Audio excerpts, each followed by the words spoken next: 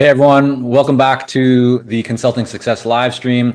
It is Tuesday, 10 a.m. Pacific, 1 p.m. Eastern, and today we're going to talk about 3 ways to maximize your fees. If you want to increase your fees, earn more with every project that you take on, win more business, then be sure to stick around because we're going to get right into it together.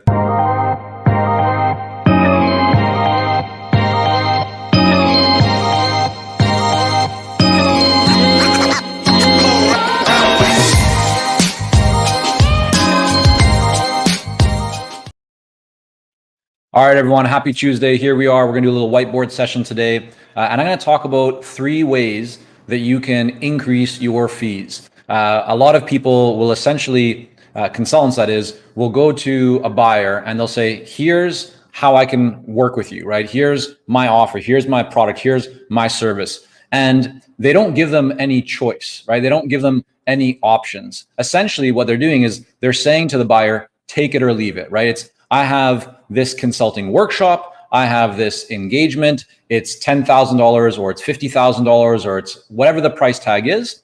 But really, if you don't provide options for a buyer, then your consulting product, your consulting offer is essentially a take it or leave it proposition. The challenge with that is many people will not like what they see right away.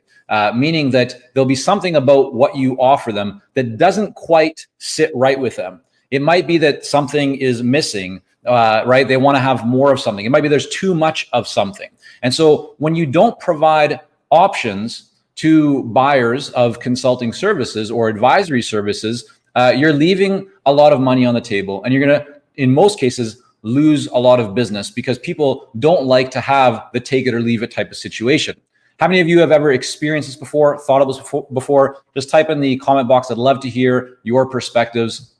And just kind of hear from you as well. So what's the best practice? Well, the best practice, as I've been alluding to, is to provide options in your proposals, right? When you're speaking with buyers, rather than saying, hey, here is the one way that I do business, instead provide options. And we're going to talk about the types of options that you can provide. But the reason why you want to do that is because the conversation that you want to have with a consulting buyer is not, hey, here's what I have, take it or leave it. Instead, it is, here are some options, right? Which one is best for you? And that creates an opportunity to have a significantly more meaningful conversation with a buyer. And you're not boxing them in. You're not saying, hey, it's this or nothing. You're saying, here are a few different ways that we can work together, different levels of support, of value, of service that can really benefit you.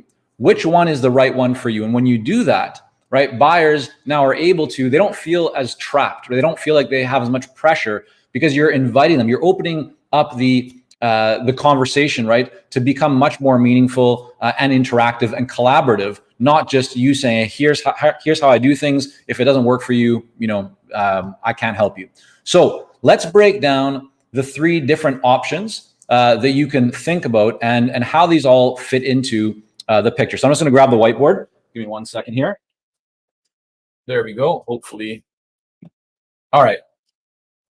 So I got to tell you guys a quick little story. It's we're having a heat wave here right now in Vancouver. Whoops, let's try and get that back into focus. Can we get that into focus? There we go. All right. So yeah, we're having a heat wave in Vancouver right now. I came home yesterday, was over at a neighbor's house. The kids were playing at the pool, and I got a phone call from my wife saying, hey, our sink is clogged. Again, it happened several months back. We thought we had fixed the issue. Clearly, we didn't. And so without the sink, right, can't wash dishes, hard to make dinner, can't use the dishwasher, right, issues. So what do? Well, I could wait to try and get a plumber, but I thought, no, let's just take care of this right away. So I spoke to a different neighbor who's very handy at this stuff because I'm good at passing screwdrivers and hammers and things of that nature, but I'm not very good at knowing what to do with them. That's not my background. I don't have a lot of experience with it, although I'm always open to learning. So I go to Home Depot, I go to the tool rental shop, or kind of department, and I say, hey, I need a snake. I need a 100-foot snake. So for those of you that aren't familiar with what that means, it's a tool that allows you to go into the piping, and it'll push out or pull out anything that's clogging the pipe that could be causing the issue. So I went there. Now, here's where this becomes interesting, right? They said to me, what do you want, a manual or do you want an automatic version? I said, well, what do you mean? Like what's the differences? They said, well, the manual, right, you have to push it in and you have to pull it out manually. The automatic one, you just push a button, it does it for you. One is a little bit slower, one's a little bit faster, automatic's a little bit more expensive. So what do? They gave me choice. Now, if I didn't know about that, I just probably would have gone in and just grabbed the manual one if that was all they offered. But they offered an automatic version, which to me, especially because it's hot out, right, and even indoors quite hot, I didn't want to be exerting more energy than I needed to. So the automatic option right away resonated with me, and so I was willing to spend more money on it. Now, why is that important for you as a consultant or as an advisor or someone providing professional services? It's important because when you provide choice to buyers, they will often want to say yes to something that is a higher value, right? A higher price tag.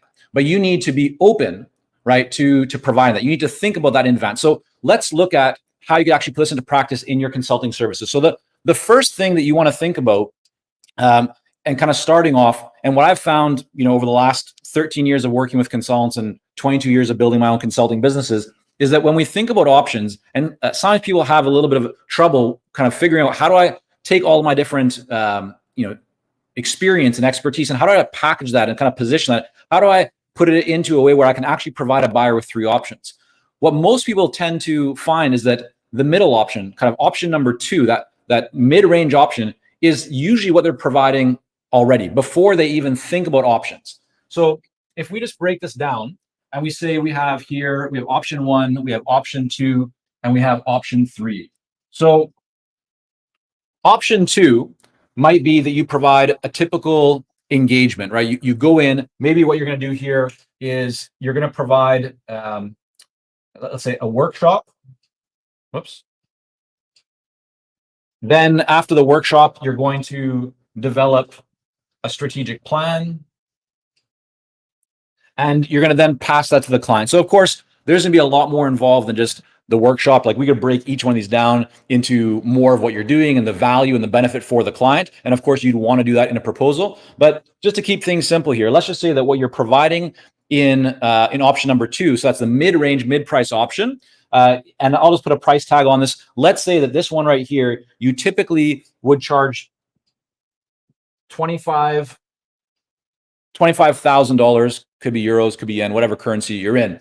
So you go in, you do a 1-day or a 2-day workshop. You then take the findings from that workshop and what you've discussed with the client or their team, and you develop a strategic plan based on that. Now, you'd want to change the flavor, right? Whatever this is for your specific business, but I want to give you kind of an idea. So that's option number 2, right? That's typically what, let's say, a consultant would provide.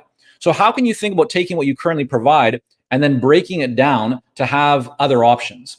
So what you want to think about here is, if that same buyer was a little bit cash strapped, and typically there's 2 situations. The buyer will either not be ready to invest at the level that you want. So maybe they're waiting for funding. Maybe there's a little bit tighter. They have lower profitability, but also maybe they just don't know you yet. They don't really trust you yet. And it's not personally, they just haven't had the experience of working with you. And so they don't actually know whether or not you're going to be able to deliver the value, the results, the outcomes that you say that you can. And that's understandable, right? If you've never worked with somebody before, you're going to have some doubt. You're going to feel a little bit more risk and therefore hesitation to move forward. So if that buyer feels some of that hesitation, feels a bit of that risk, then another option for you, right, would be option 1. And what you might do is simply provide the workshop. And so the workshop, we could say here, would be, to make this simple, maybe you're charging like 18,000 for a 2-day workshop. These numbers, I'll explain this in a moment, but there's a bit of a gap here. It's not significant. The main difference is that you're charging here $7,000 less because you're not doing the strategic plan. Okay. So this option number 1 would give a buyer an opportunity to still say yes to you, to still engage with you and get value to experience, but without committing to that higher price tag. And this could be lower. I mean, this could easily be, let's say, 15,000. And some of you might say, well, like, Michael, that's a lot for a workshop or a little for a workshop. It all depends. Some people charge, a couple of $1,000s for a workshop. Others charge $25,000 or more for a 1-day workshop. It depends on your level of experience, your expertise, the value of what you're delivering and the problem that you're solving. A lot of different factors go into pricing. That's a whole other topic. If you guys are interested in pricing and you want me to do a live stream to go deeper into pricing, head on over to consultingsuccess.com/stream, STREAM, where you can simply say, hey, Michael, here's what I'd like you to cover in an upcoming live stream, or here's a question I have for you. And we'll do that on an upcoming one. Every Tuesday, 10 a.m. Pacific, 1 p.m. Eastern is when we're doing these live streams. All right, so let's get back to it. So you might start off and say, okay, I'm going to offer the workshop only. Okay, that's for people who are a little bit more price. There's a bit more resistance around price. You don't have the relationship or the level of trust yet. So that's now an option for them. Well, on the flip side, right, you also have option 3. And here's the way to think about option 3. Imagine for a moment that the buyer that you're speaking to, right, the organization that you're speaking to, and you're the decision maker there. Imagine that they had unlimited budget. They essentially said to you, hey, we have resources, we want the best result, and we want it done, in as kind of as quickly as possible, with the highest level of service and care. Like, what is the best that you can offer us, right? So imagine that for a moment, and that's a great way to start thinking about what option 3 might be. So here, what you might then do is you might then say, okay, well, option 3 includes the workshop. Oops. Trying to write too quickly there. The workshop includes a strategic plan, but it also, I'm just gonna move here for the mic, it also includes support with implementation.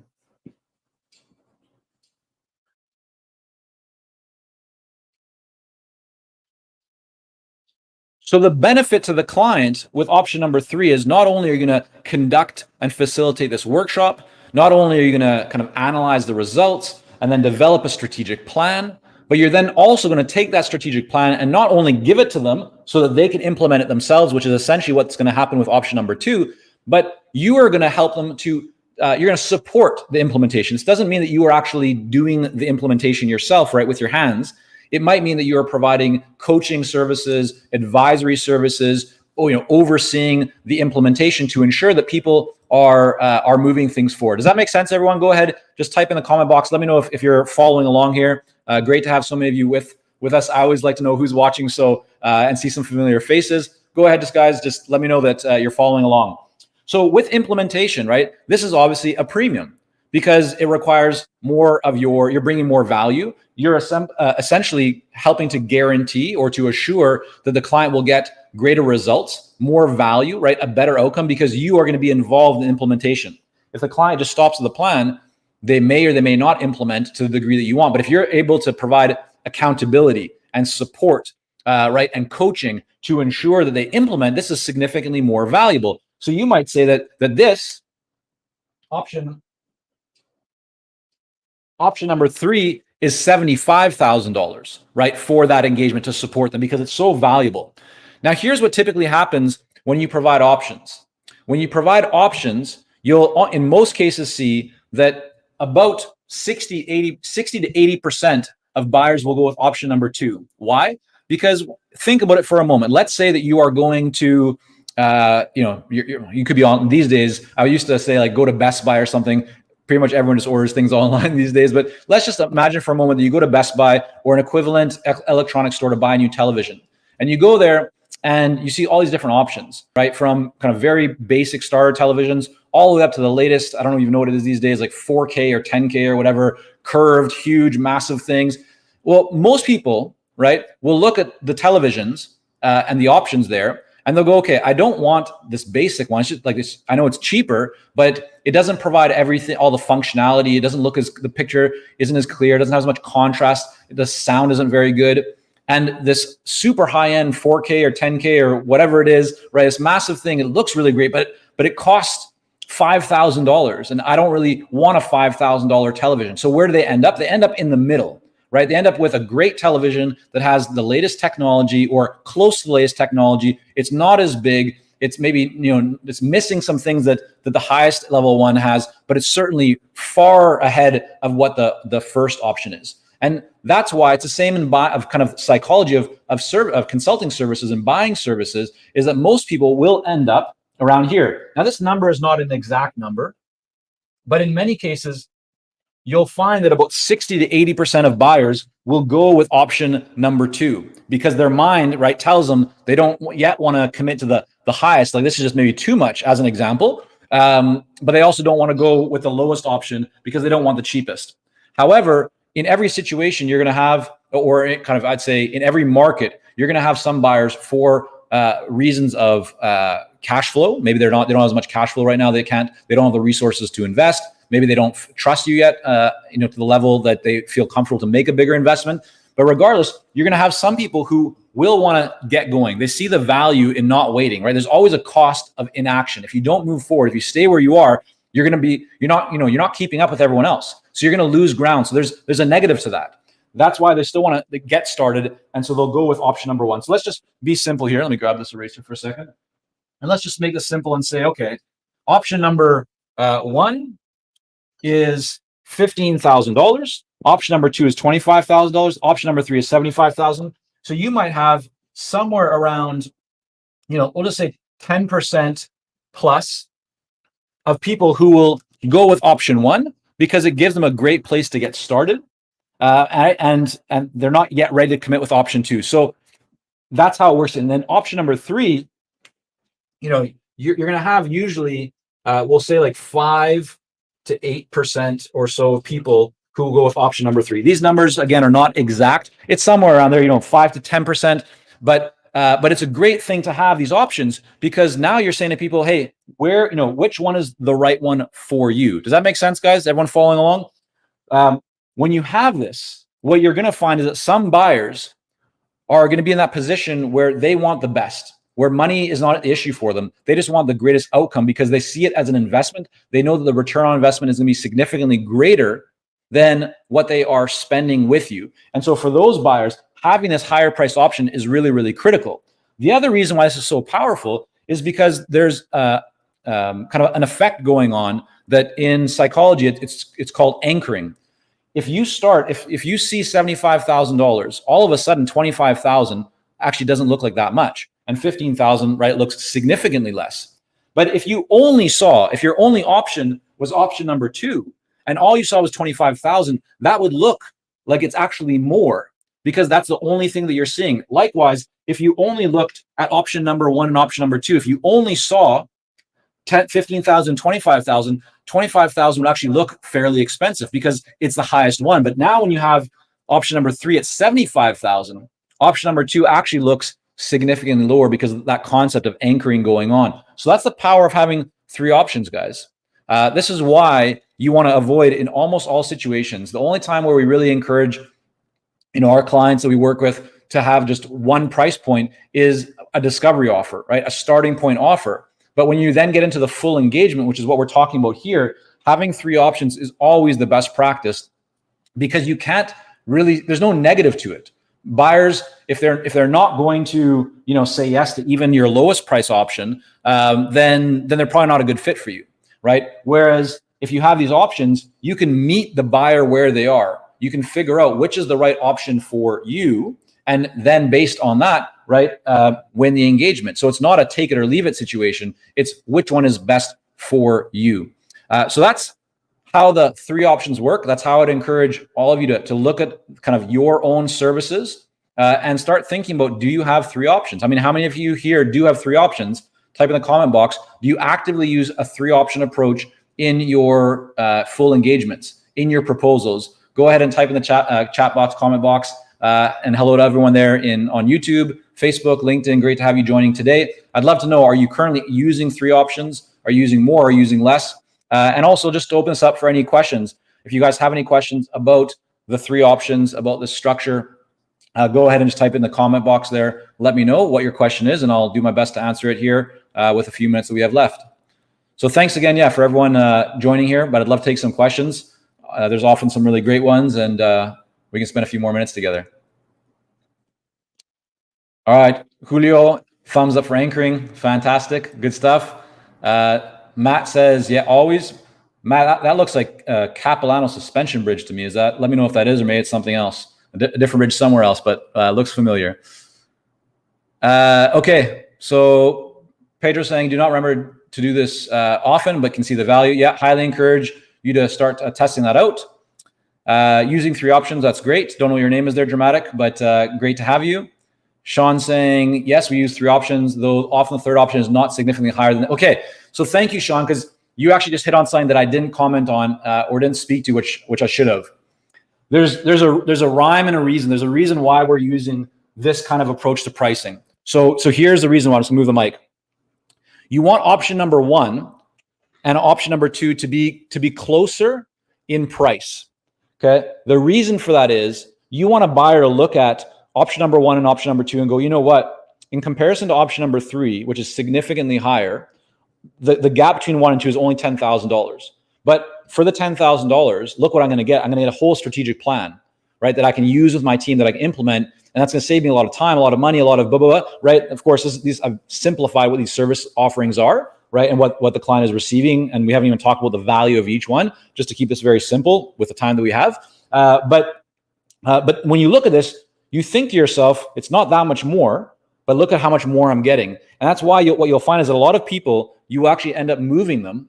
Let me just grab this here. You'll end up moving them from here to this bucket because they can see that there's a lot of value here. Likewise, by having option number three, some people will end up coming into here because they go, yeah, I can't quite yet justify investing the 75,000. Even if 75,000 isn't that much money in their case, sometimes they don't want to start off with the highest price option right away. And that's where having that middle really works very well. But some people, right, will look at this and go, yeah, this is significantly more, but there is a lot of additional value that I'm getting with option number three. Therefore, I will go to that. But that's the reason. So thanks for bringing that up, Sean. That's why you want to think about having a structure where 1 and 2 in price are closer together and 2 and 3 are farther apart in price, because you want to create more of that anchoring. If option number 3 was, 30,000 or 35,000, it wouldn't have the same power, right? It wouldn't provide the anchoring. And you want to know that the vast majority of people are not going to go with option number 3 anyways.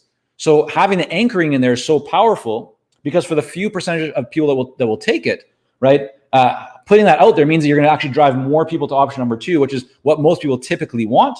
And if you find that most or very often people are actually saying yes to option number 3, what it typically means is that your option number 3 is too low, right? You want to increase your pricing. So this is one of the things, we work a lot with our clients in our Clarity coaching program on, is really optimizing their pricing strategy and looking at how they can increase their fees significantly without having to do more work. And in so many cases, that's actually one of the best ways to grow your business, because you don't have to spend more time doing, providing more, delivering more. You simply can start making more money when you learn how to strategically price and position your offering. So if anyone here would like some help with that, just go to consultingsuccess.com and you can go on under the coaching page or contact us, get in touch, and we'll be more than happy to chat with you and see how we can best support you and help you. All right, let me see here. A few more comments coming in. Okay, Matt saying, yeah, that was Kaplan. That's great. Suzanne saying, just starting out and learning. This is really helpful and makes perfect sense. Great, Suzanne, welcome. Excited that you're starting your journey as a consultant there. Keith saying, yes, always. Well done, Keith. That's great. Julio saying, I use 3 options occasionally, but I need to use it as a standard practice. Good stuff. Manuel, can the implementation on option 3 be on a TM, so time and materials basis?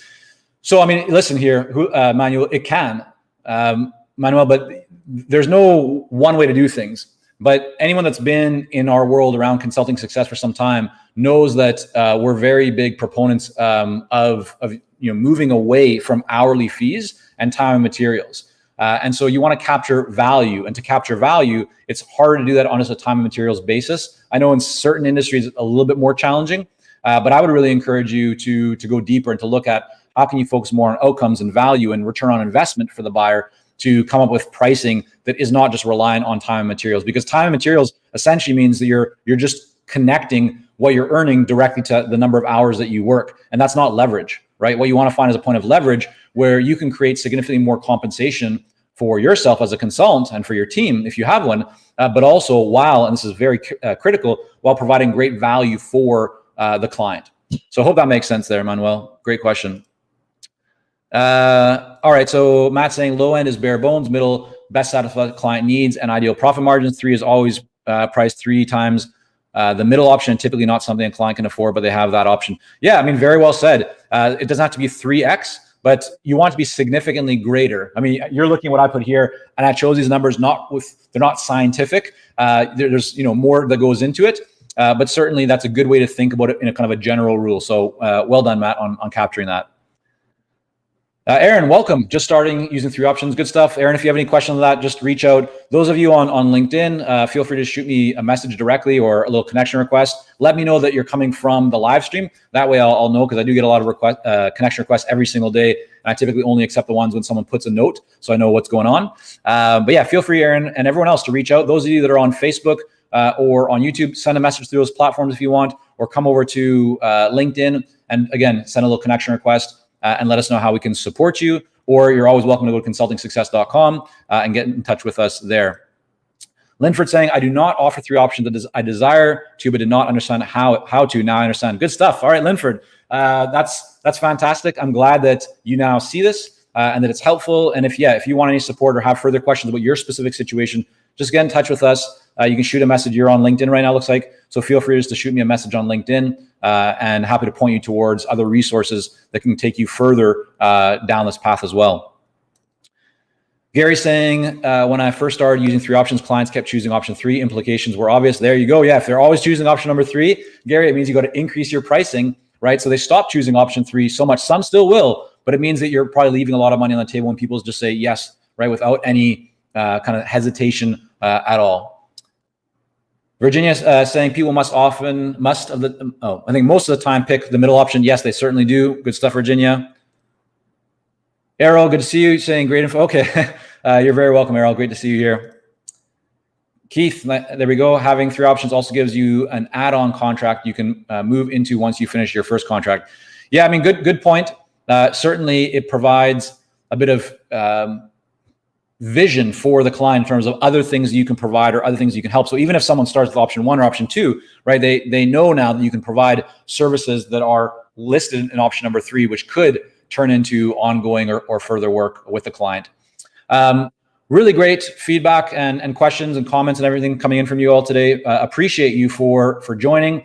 If anyone has any questions, if any of you would like some help to accelerate the growth of your consulting business, get some customized kind of support around your specific situation and pricing strategy, or help developing a marketing system, just shoot a message over on LinkedIn, or feel free to go to consultingsuccess.com and get in touch anytime. We have lots of free resources as well on the site, and always trying to share those as well through LinkedIn, YouTube, Facebook, other platforms. But just really appreciate all of you for showing up here today. I hope this has been helpful. And again, if you have a topic that you'd like us to cover on next week's live stream, we're here to Tuesday, right? It's Tuesday, 10 a.m. Pacific, 1 p.m. Eastern, every week. Go to consultingsuccess.com/stream, STREAM, and just let us know, what do you want us to cover on the next live stream? So that's it for now, guys. Thank you all so much. And I always appreciate if you can hit subscribe, hit the little bell so you get notified, click on follow, share this, tag some friends if you know people that might appreciate or get some value from these live streams. I would love to have more people join. That's why I'm doing this, to build a community, to provide hopefully value and insights and ideas and perspectives and best practices to the consulting community globally. Because that's our mission, is to work with entrepreneurial consultants to really help them to build more profitable, scalable, and strategic consulting businesses. So thank you all. Have a wonderful rest of the Tuesday here. And maybe for some of you, it might be Wednesday, depending on where you are in the world. But yeah, feel free to get in touch anytime. If we can support you, we're always here to help. Take care, everyone. Have a great one, and bye for now.